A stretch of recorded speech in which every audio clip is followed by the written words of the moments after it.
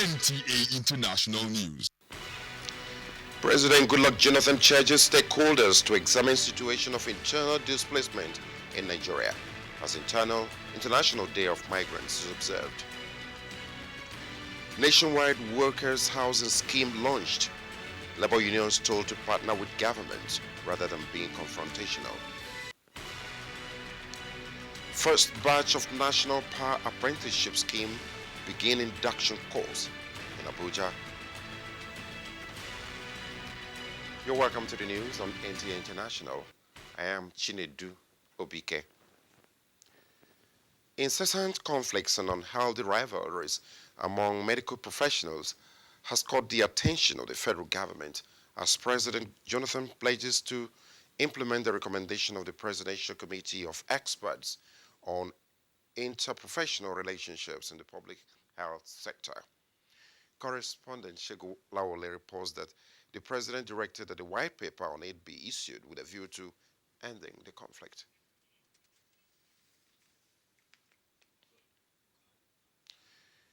President Goodluck Jonathan has enjoined task participants at the maiden edition of the National Migration Dialogue to fully examine the situation of internal displacement in Nigeria.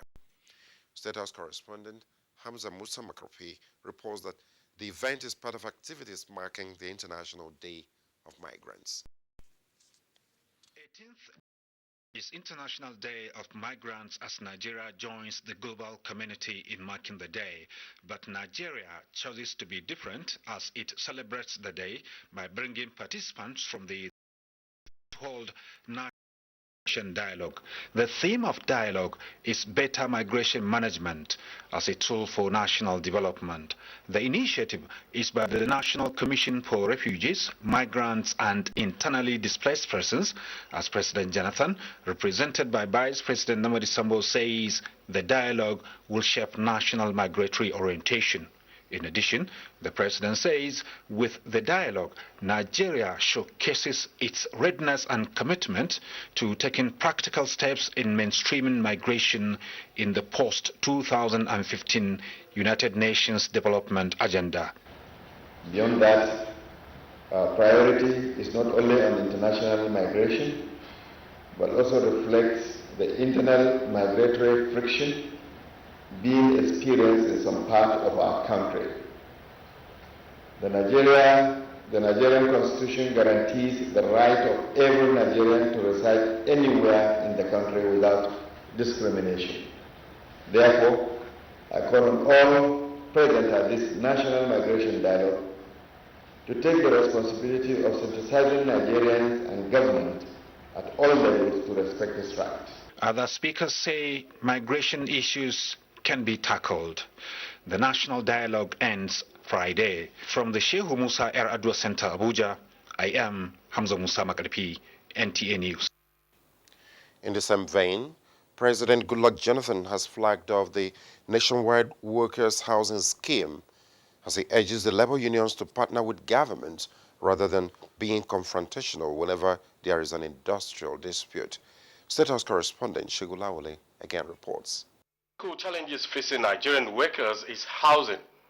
And to fill the gap and reduce the deficit, President Jonathan had promised to provide 100,000 housing units for workers for them to own a decent home. It is in fulfillment of the promise that the President officially flagged off the nationwide workers' housing scheme. The first phase of the scheme by the federal government is in collaboration with the Nigerian Labour Congress, NLC, and the Trade Union Congress, TUC, as well as a private developer. As we flag off this project today, I promise that our administration will not waver on our commitment to transform our country. And in doing that, we'll make sure that the counterpart infrastructure development of the mass housing is accorded top priority. I call on the entire Nigerian working class to continue to serve as partners in progress with the government and social partners with the employers through the NLC and TUC. This will ensure that there is industrial harmony in their places of work. Already, between 2010 and 2014, a total of 43,000 housing units have been added to the national housing stocks, particularly for junior and intermediate cadre of workers. I reaffirm that we will not rest on our oars until we significantly reduce the housing deficit in the country. Today's event is a clear statement, Mr. President, that you are posed to improve on the welfare of public servants. We say a big thank you to you. Your Excellency, we share in your belief that workers are the engine room of any productive economy, and their level of welfare can be reflected by the standard of their housing accommodation. Consequently, the provision of adequate housing for workers is not only a product of government benevolence under your distinguished leadership, but a compelling necessity. So this is a call for us to support Mr. President so that he can continue to deliver on his transformational agenda in ensuring that Nigeria is taken to the next level. The leadership of the NLC and TUC, who represented the beneficiaries, expressed profound appreciation to the President and the Federal Capital Territory Administration for making one of the dreams of workers a reality, especially waivers on the property expected to reduce the cost of the unit. Your government has etched its name in gold in the mind of Nigerian workers. It remains indelible, and therefore our gratitude. I would want to plead that the FCT minister or the conglomeration of the ministers looking at this thing will have to initiate something to make sure that we resolve these issues at a round-table discussion, so that all these waivers will now be seen to translate into reduction of the cost of the housing for Nigerian workers. The uniqueness of this particular scheme is that while houses will be built in large numbers, they will be of high quality and of very decent and affordable rate.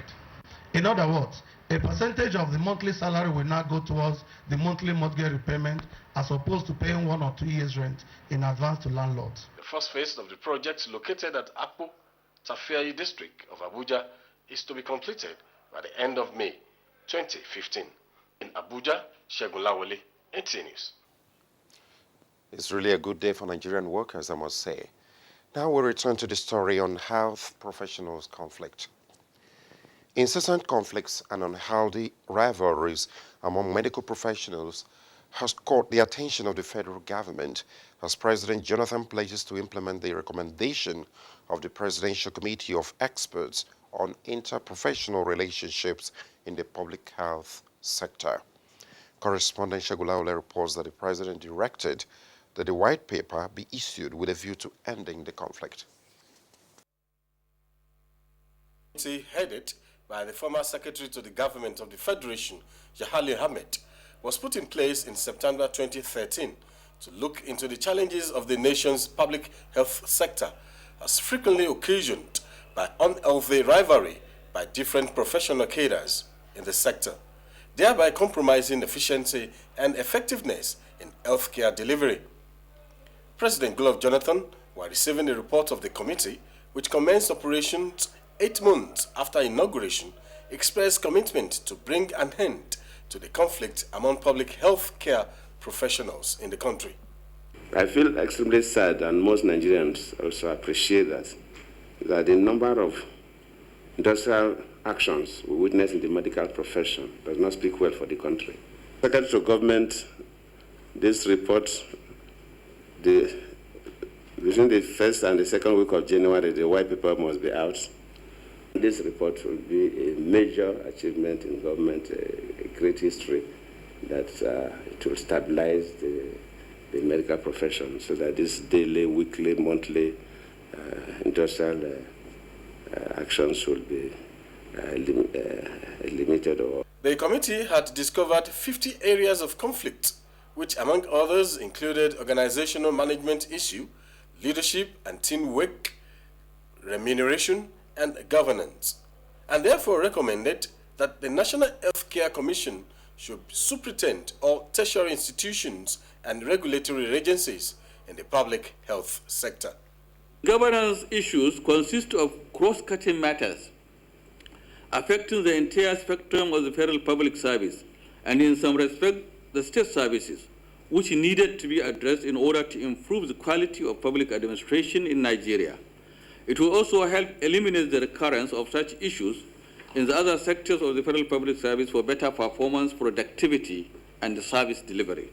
President Jonathan also held an audience with the Super Eagles captain Joseph Yobo, who is now championing the cause of sensitizing the grassroots on the efforts of the Jonathan-led administration in youth development and transformation. I'm here to endorse Mr. President, His Excellency the President of our great nation, Dr. Goodluck Ebele Jonathan, for his re-election. I think he has done so well. So as a youth, I stand for the youth. As a youth, he deserves his second term. He deserves another time to complete or to push forward the good work that he has started. I do believe in this legacy of the transformation agenda, and that's why this word-to-word initiative is building on that legacy. In the State House, Segun Lawole, NTA News. We go back now to the housing sector. Shelter is one of the 3 basic human needs. In Nigeria, a housing deficit of over 18 million is not helping matters. So, when a program that will provide housing comes on stream, there is excitement. Yohan Kwange tells us about one government agency set to provide its employees a place to lay their head. Ask any civil servant to state his or her 3 major needs, and you will most likely hear housing, housing, and housing. That is how much housing has become an issue, especially in the Federal Capital Territory. Government agencies with high premium and staff welfare are therefore responding to this need. The management of the Federal Road Safety Corps has just come up with another housing scheme that will make all marshals and officers potential landlords nationwide. The scheme, unveiled in Abuja, is tagged One Staff, One House, with a take-off figure of 20,000 houses. The Corps Marshal, Boboyo Yeyemi, says the scheme will enhance productivity and ease staff anxiety arising from accommodation difficulties. In terms of housing, is among the basic needs of man, because you need to put your head somewhere after the day's work, and if you don't have your own house, you must pay rent. And if you don't pay rent, that means the house belongs to you after a period of time. This initiative obviously delights the Secretary to the Government of the Federation, Anyim Pius Anyim, who was represented at the ceremony by Dr. Habiba Lawal. It is gratifying to note that the Federal Road Safety Corps has continued to demonstrate its policy of staff welfare through enduring policies capable of motivating staff for higher productivity, as evidenced by the concept of the 20,000 housing project being unveiled today. When the project begins to yield fruits, one wish you will likely have is to be a staff of the Federal Road Safety Corps. In Abuja, Yohan Kwange, NTA News. The Britain-Nigeria Educational Trust is playing a leading role in supporting various projects for the development of education in Nigeria. The Nigeria High Commissioner to the United Kingdom, Dr. Dalhatu Sarki Tafida, says the trust has spent over £900,000 on programs in different locations in the country. Hawa Yusuf completes this story.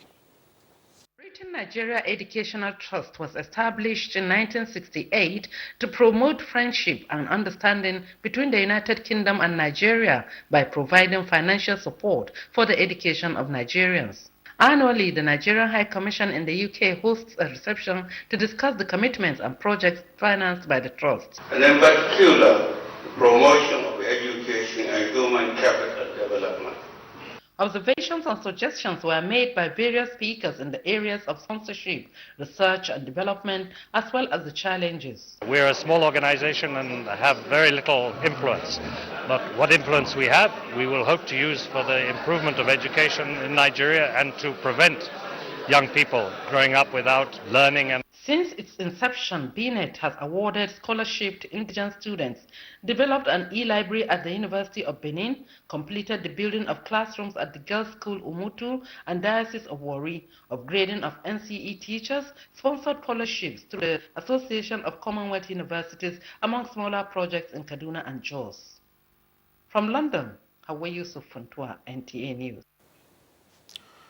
Following the presidential flag-off of the National Power Apprenticeship Scheme, the first batch of beneficiaries, mostly graduates in the engineering field, have started their induction course in Abuja, preparatory to the main training with effect from January 2015. Mie Ogidi attended the opening session of the induction course and now reports. The nation's power sector no doubt lacks the needed manpower to handle the technical issues in the sector, as most of the hold hands have been disengaged following the privatization of the sector. There's a difference between education and skills. These young Nigerians who are currently undergoing orientation for a one-year training under the National Power Sector Apprenticeship Scheme are to fill this gap. The success and sustainability of the gains already made in the power sector can only be sustained if we have the skilled Nigerians who can work in the sector. We encourage these young people to give it their best.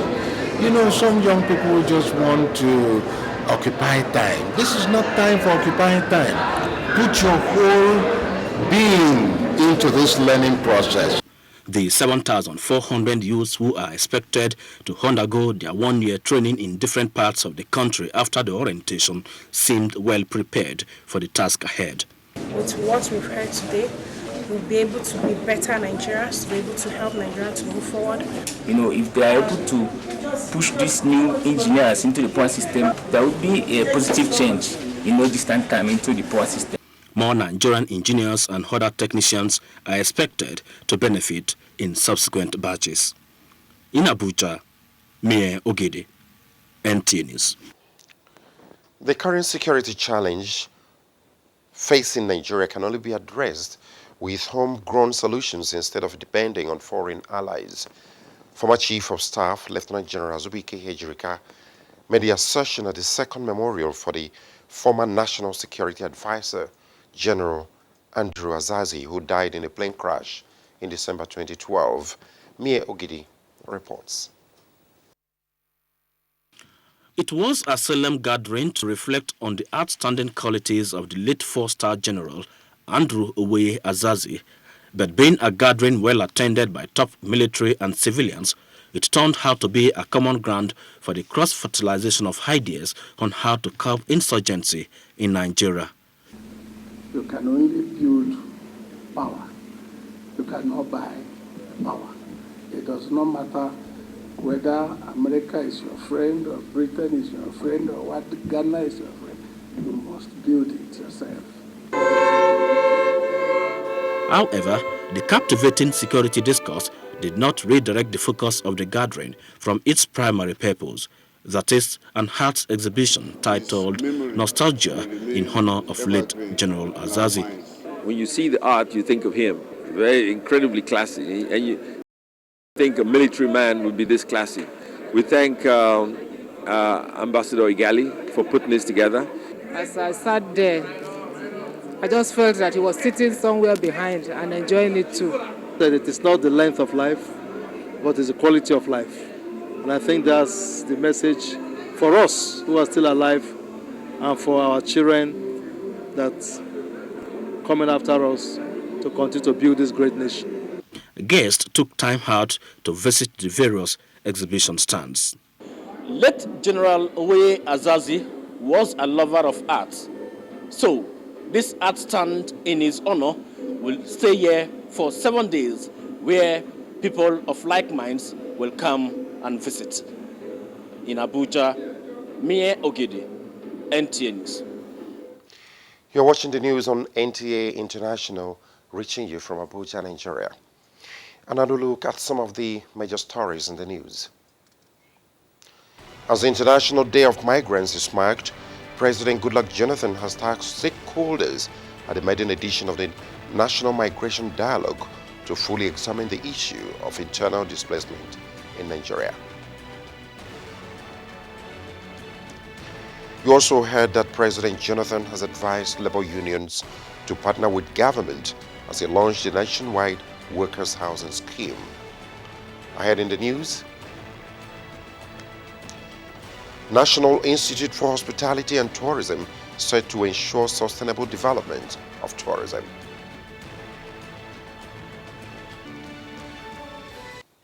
Plus, 64 youths from ECOWAS sub-region complete one-month training in Benin Republic. Stay tuned for these and other stories. You are watching NTA, Nigerian Television Authority. For more information and news updates, visit our website at www.nta.ng,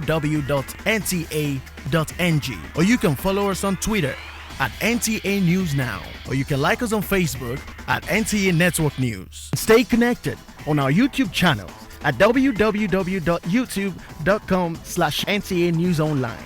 Watch our live stream at www.nta.ng/live. NTA, you can't beat the rich. Good to have you back on NTA International. The news goes on. As Christmas celebration draws closer, Nigerians have been urged to continue to preach love and unity of the country, with conviction that God will surely deliver the country. President Jonathan made the remarks at this year's Carol of Nine Lessons, organized by the Aso Villa Chapel. State House correspondent Shegulawole has a story.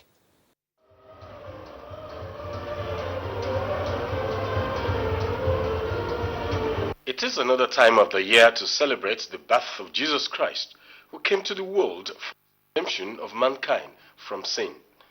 This year's Carol of Nine Lessons, held at the State House Banquet Hall, was quite colorful.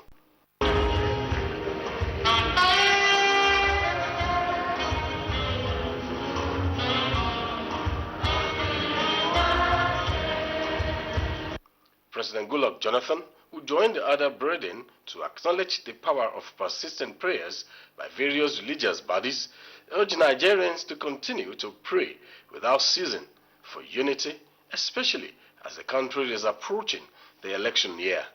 Live with our commitment, with our prayers, and also pray that God should give those of us who have been privileged to be handling sensitive matters for the rest of us to do these things with the fear of God. And if we begin to do what is right in our little ways, we'll surely go through the challenges.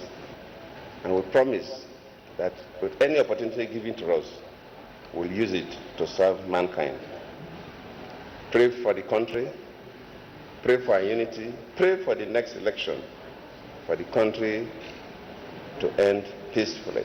There were prayers for peace, unity, and the forthcoming general elections, and for the country to end peacefully.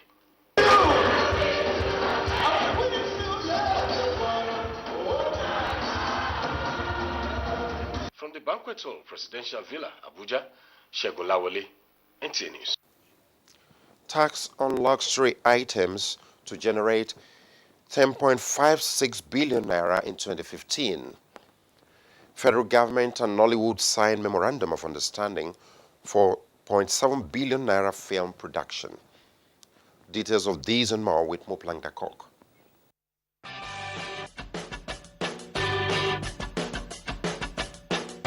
The Nigerian government in 2015 expects to raise 10.5 billion naira additional revenue from levies on luxury items, a strategy to shore up the economy in the light of the present shocks coming from falling oil prices. The Minister of Finance and Coordinating Minister of the Economy, Ngozi Okonjo-Iweala, who made this known, said it has become expedient to protect ordinary Nigerians from the effect of the falling oil prices. The federal government has signed a memorandum of understanding with the winners of the second batch of the Film Production Fund, component of the Project Act Nollywood Intervention Fund. The Film Production Fund is one of the three components of the 3 billion naira Presidential Intervention Fund for the Nigerian movie industry. 300 million naira is for capacity building, 700 million naira for film production, while 2 billion naira is set aside for distribution. Now from business news to the hospitality industry.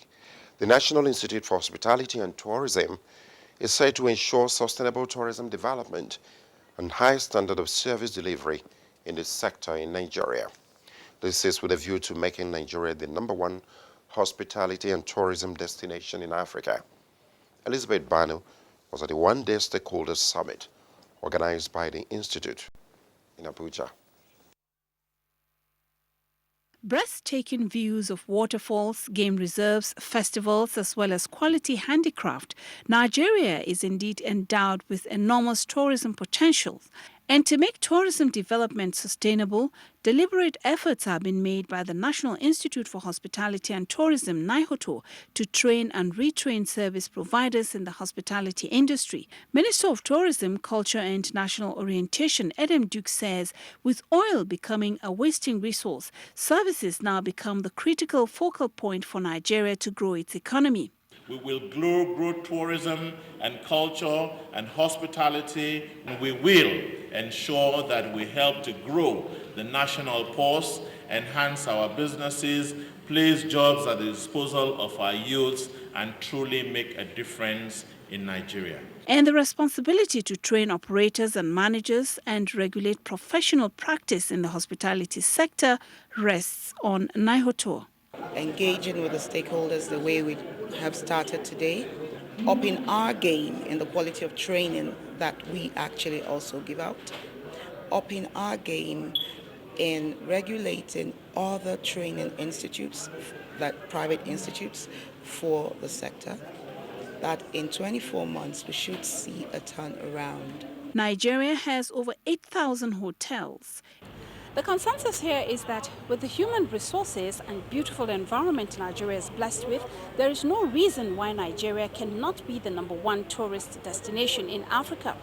In Abuja, I am Elizabeth Banu, NTA News. Thank you, Elizabeth. A new batch of 64 youths from the ECOWAS sub-region has successfully completed a month-long intensive training program in agricultural business. The training program at the Songhai Institute in Port Novo, Republic of Benin, was in furtherance of the West African state government's empowerment of youths for national and continental development. Jide Onifade reports. There were 41 male and 23 female drawn from the member states of Benin, Burkina Faso, the Gambia, Ghana, Guinea-Bissau, Mali, Niger, Nigeria, Senegal, and Togo. They emerged as successful beneficiaries of the 2014 edition of the Youth Capacity Building and Skills Acquisition Program, administered by the ECOWAS Youth and Sports Development Center based in Ouagadougou, Burkina Faso. The training, which started on November 17th, covered areas such as animal husbandry, food production, and cottage industry. For the first time, some of us now know how to write business plans. Our entrepreneurial spirit has been awakened, and we no longer see the limited world, but we see a world of opportunities. At the graduation ceremony, the Minister of Youth, Sports and Games of Benin Republic, Safiu Idrisu Afo, says it becomes a matter of importance to harness and channel the potentials of African youths to the betterment of the continent and the people. The director of the ECOWAS Youth and Sports Development, Francis Njoagwani, seemed optimistic that the program has helped in reducing unemployment among ECOWAS youths. And that story on ECOWAS graduates wraps up our production for tonight. Thanks for staying tuned. Good night.